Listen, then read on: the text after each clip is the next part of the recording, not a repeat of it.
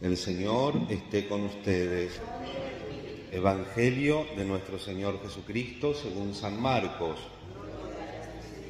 Jesús entró en Cafarnaún y cuando llegó el sábado fue a la sinagoga y comenzó a enseñar.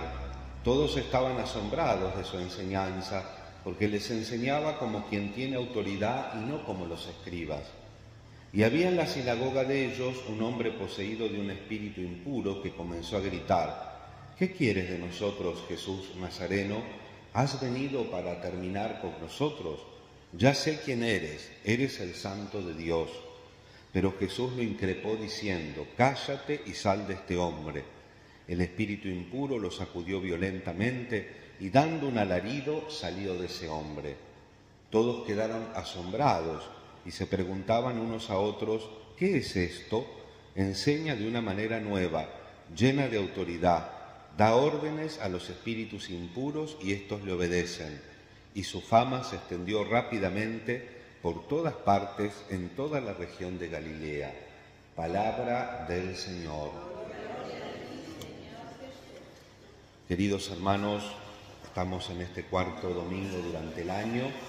En este ciclo B nos acompaña el evangelista según San Marcos, por un tema de temática. Cuando comenzó el periodo del tiempo ordinario tuvimos algún evangelio de Juan, como pasa con el evangelio de Juan, que está reservado para presentar un tema fijo, o también en los tiempos fuertes como Navidad y Pascua.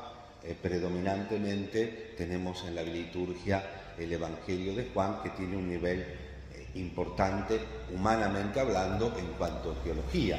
Todos los libros de la Sagrada Escritura tienen el mismo valor de revelación de Dios y todos, como nos recuerda el Catecismo, comparten la inerrancia, es decir, que son libros verdaderos, que nos dicen verdades, pero Dios escribe según las capacidades de cada uno, nos recuerda el Concilio Vaticano II, moviendo a que pongan todo lo que Dios quiere que pongan en esos libros para nuestra salvación. Pero Dios se vale de nuestra libertad, No es que Dios utiliza a los agiógrafos, que así se llaman a las personas que escribieron libros en la Sagrada Escritura, no los utiliza como máquinas de escribir, sino que cada uno pone de lo propio, pone su visión del mundo, pone su intelecto, sus conocimientos, sus capacidades, y por eso tenemos evangelios más hechos, humanamente hablando, como el Evangelio de Juan, y tenemos evangelios desde el punto de vista humano más sencillos, como el de Marcos, que estamos leyendo, que se conoce como el Evangelio del Kai, porque él pone I, Kai en griego es I. I fue, I vino, o como hoy, dice Jesús, entró en Cafarnaún. Y cuando llegó, inmediatamente fue a una sinagoga. Y después sigue, todos estaban asombrados, y había en la sinagoga un hombre poseído, e inmediatamente le dijo, jura inmediatamente.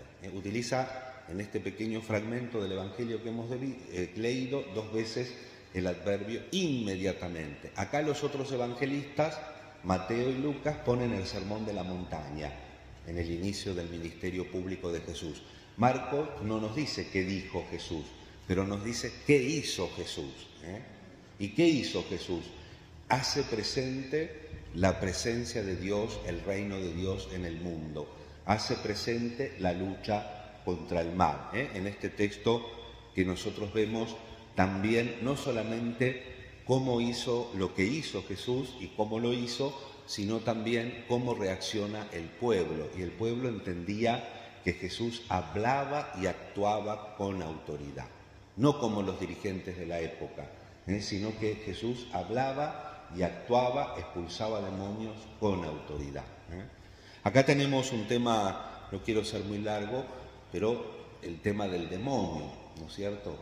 Uno podría hablar desde el punto de vista popular del demonio, y nosotros nos encontramos que en la sociedad hay una fuerte presencia del demonio, no tan a veces catequéticamente entendida, y no solamente podríamos decir en niveles culturales un poco medianos o bajos, también altos. Hay, por ejemplo, hemos leído el año pasado, vieron ciudades de Estados Unidos muy prósperas que hicieron un monumento al demonio. Hemos sabido también en Argentina de gente muy alta en la sociedad que ha estado en cultos satánicos. O sea que la presencia del demonio es una presencia que se tiene. A nivel, digamos así, podríamos decir científico, intelectual, es menos. Había modernamente, ¿no? En el siglo pasado, Bullmann, este teólogo que quería desmitificar la Biblia, decía que las personas que usaban los medios modernos, que iban a los hospitales, hacían análisis, iban al médico, dice, no pueden creer en el demonio. Ya se pasó, como dicen en España, se pasó 3 pueblos, ya una exageración. De hecho, pensemos inmediatamente el Papa Francisco, todas las veces que habla del demonio, y recordemos, no tan lejanamente, pero tampoco no tan cercanamente, por los años 70, San Pablo VI, que hablaba como que por unas grietas en el edificio de la iglesia se había filtrado humo del infierno. Y por otro lado, también en una catequesis de los miércoles, como hacen los papas, San Pablo VI hablaba del demonio, dice, no hablamos del demonio como una deficiencia, como la falta del bien, por ejemplo, sino que hablamos del demonio como una eficiencia, es decir, un ser que se dedica al mal, y decía Pablo VI, y que insidia sofisticadamente el equilibrio moral de las personas. Pues el demonio no te puede agarrar la mano y hacerte hacer lo que vos no querés hacer, pero el demonio te va poniendo trampas, te va como queriendo convencer de cosas que son malas, pero te las presenta como bien, porque si él se pone con la cara fea y los cuernitos, vos no vas a ir, porque sabés que está Dios, ¿o no?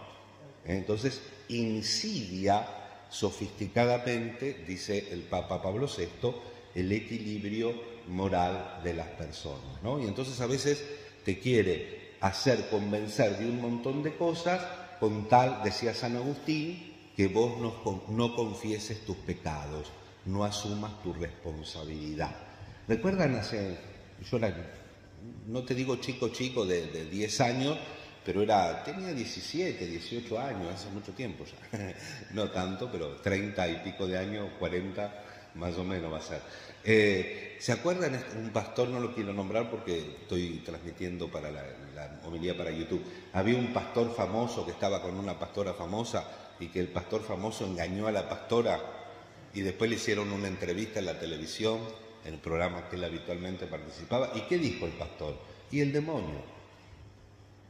¿Qué quiso decir? Como que él no tuvo la culpa. La pastora le dio un bastonazo en la cabeza y qué demonio ni demonio, Y nosotros también en las comunidades cristianas, a veces inocentemente, somos imprudentes, no somos buenos los unos con los otros, nos juzgamos rápido e innecesariamente, no nos tenemos paciencia, y en vez de cada uno, y pasa en la familia, en los trabajos, en la sociedad, y en vez de cada uno decir, a ver, qué culpa tengo yo, no, acá me pasé, está bien, no des el brazo a torcer si te da vergüenza o no sé qué, porque viste, cuando a veces te equivocás te da vergüenza reconocerlo delante del otro, pero buscá de solucionarlo de otra manera, más discreta, no sigas por ese camino, ¿no?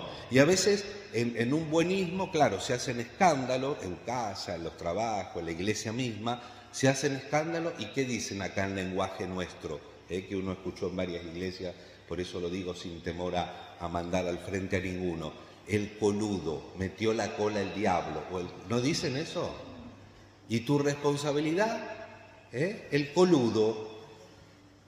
El diablo existe, pero el diablo no es Dios, no es una presencia infinita. El diablo no puede moverte como si fueras un objeto. Dios te dio razón. El diablo comparte con los ángeles la naturaleza angélica y por tanto, desde el punto de vista del ser, es un ser más perfecto que cada uno de nosotros. Pero el diablo no es Dios. No es como en las películas que a veces tenemos que esperar al final a ver quién gana. Si gana el anticristo o gana Dios. No, Dios ya ganó.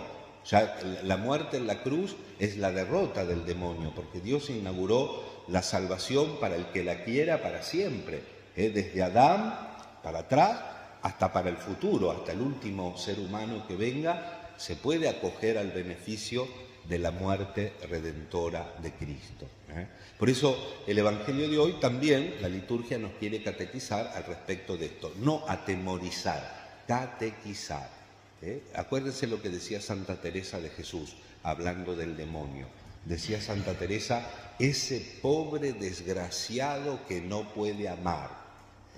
Y recordemos más todavía, con más fuerza, lo de San Pablo. Está bien, dice San Pedro en el Nuevo Testamento, que el diablo, tan qualeo rugiens querens quendevore, el diablo, como un león rugiente, ronda buscando a quien devorar. Pero dice Pedro, resistite fortes in fidei, resístanle fuertes en la fe.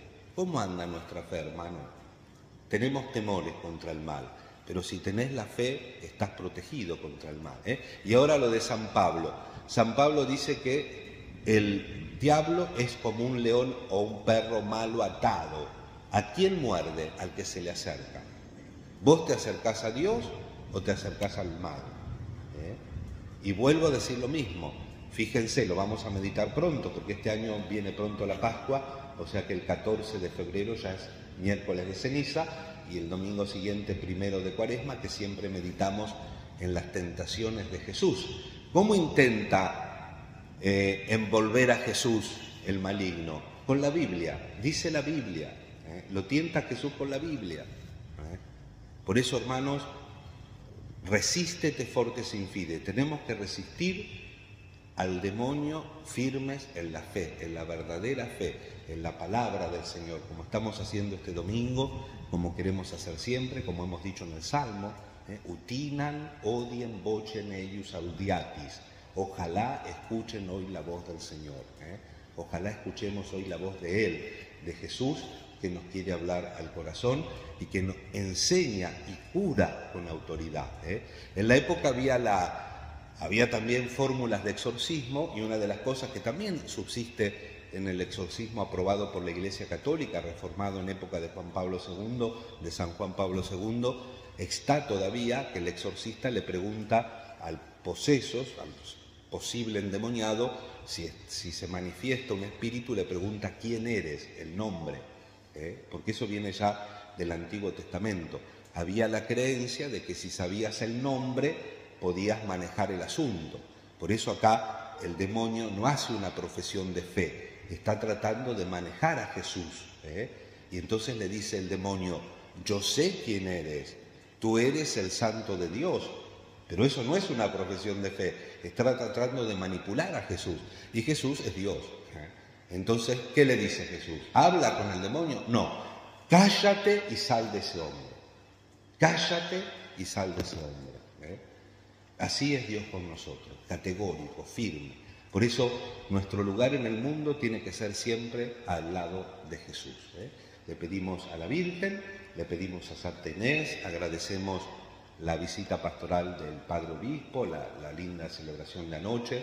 Recuerden, por ahí por sus trabajos, entre semana no van a poder venir, pero mañana, lunes, a las 19 horas, y el martes a las 19 horas, concluyendo, también va a celebrar la misa el Padre Obispo, concluyendo su visita pastoral. Recemos para que esta presencia también del Obispo nos confirme en la fe de la Iglesia, en la comunión con él, con el Papa Francisco, con los demás obispos, con los sacerdotes, diáconos, y entre nosotros. ¿Cuánto necesitamos estar unidos en comunión?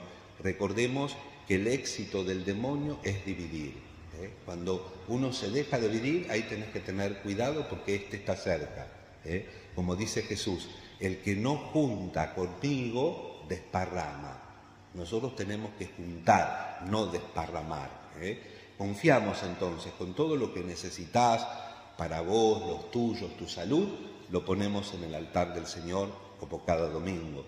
Pero también le pedimos al Señor el don de la unidad, de una comunidad y de personas que estamos siempre en torno a Dios y a su palabra. Que así sea.